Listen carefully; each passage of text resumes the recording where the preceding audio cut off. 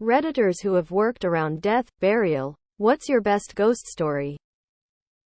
Honestly, the only creepy thing that happened when I worked in the morgue is that one of the staff killed himself in there, and I just can't imagine wanting to die in this cold, gray place surrounded by corpses.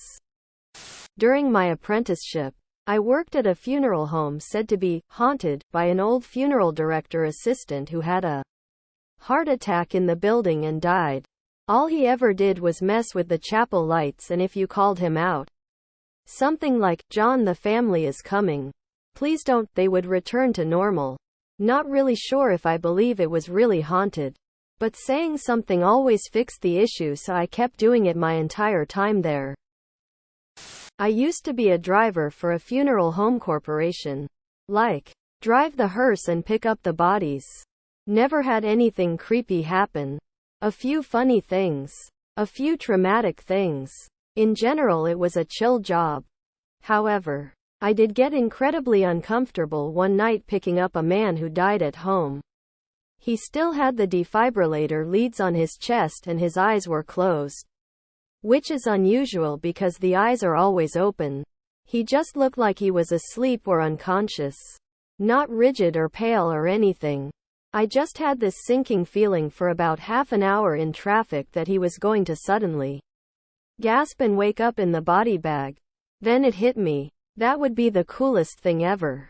I'd take him home and he'd be back with his family. So I just kind of drove slowly and turned up some music and sang along and talked to him. When I got him to the funeral home, I left him out of the cooler for about an hour while I did paperwork and played on my phone. When I got another call, I checked on him and his limbs had started to stiffen. I was kinda bummed. I put him in the cooler and went on my next call. When I was a kid, I had a great uncle who was the caretaker for a local cemetery. Sometimes my dad would go work with him just to make some extra dough. One time, my pops was unavailable, so he gave the job to me. Had to bury a guy. Nothing ghostly happened. It is a strange dichotomy though. On one hand, here's a family on one of the worst days of their lives, and on the other there's me and old Uncle Pete waiting to fill the grave. It had rained all that week. Graves fill up with a lot of water when that happens. As the lift was lowering the vault. In case peeps don't know, a burial requires the coffin to be sealed in a huge concrete vault into the grave. My uncle looked at me and said, "Shit, I hope he's got his swimming trunks on." And that was the day that I learned you can inject humor in a dark situation. For about a year I delivered in-home medical equipment to hospice patients.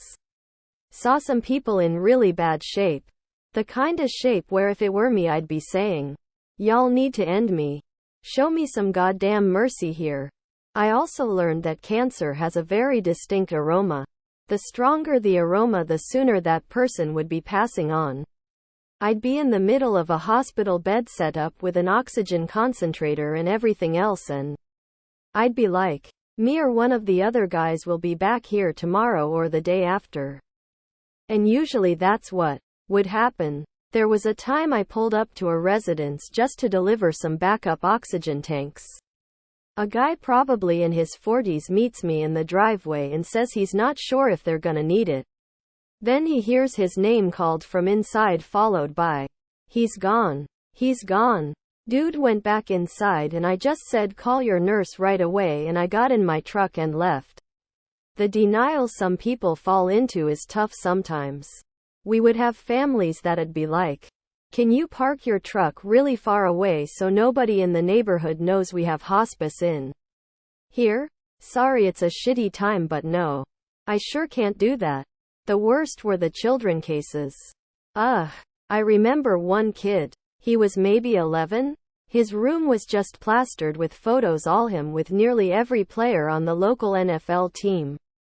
He had been gifted so many things from that team his room looked like a storefront.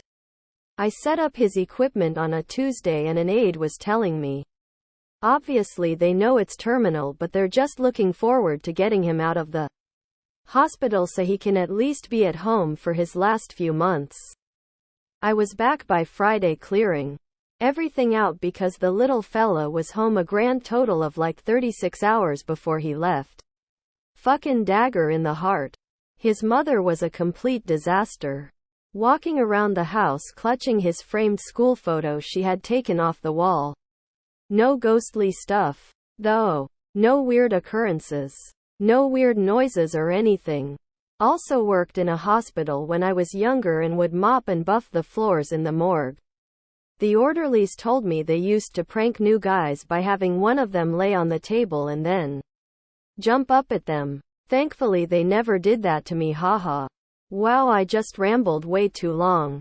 Sorry everybody. Ain't nobody give a good goddamn about yo stories. Foo. And now you talking to yourself. People gonna think ya nuts. Corpses move when you cremate 'em. People who don't know this get spooked a lot. Not a ghost story. But when I was in the army, I served on a few honor guard duties for transporting soldiers' remains. One time we were taking Korean War-era remains that had been uncovered in Korea and transported to the USA for identification. For most of the remains, the transfer cases, industrial aluminum caskets, were very light, like you'd expect with 40-year-old remains. A couple of the cases were heavy, like a couple 100 pounds. I've never stopped wondering what was in those cases. It wasn't 40-year-old bones. Who is the best TV dad? Bandit Healer. Uncle Iroh. I was never angry with you. I was sad, because I was afraid you had lost your way. Uncle Phil. Dr. Heinz Doofenshmirtz. Sure, he's evil, but he loves his daughter. He will spend decades hunting down a rare doll just because she once said that she wanted it. He'll also zap an older guy into another dimension for hitting on her. Gomez Adams. Bob Belcher. What's something that screams pretentious? Having food with gold leaf on it. Asks the question, do you know who I am? Hate those fucking assholes. No, I don't fuckass. And you don't know me either. People who complain about the smallest things and act like they can do better when they truly can't. A guy at work used the term cross-functional synergy to describe a group project. Fake accents. They keep claiming they know so and so famous and wealthy people. If people could read your mind, what would they usually hear? Mostly me thinking about what I am going yo do in. Subscribe, my brothers.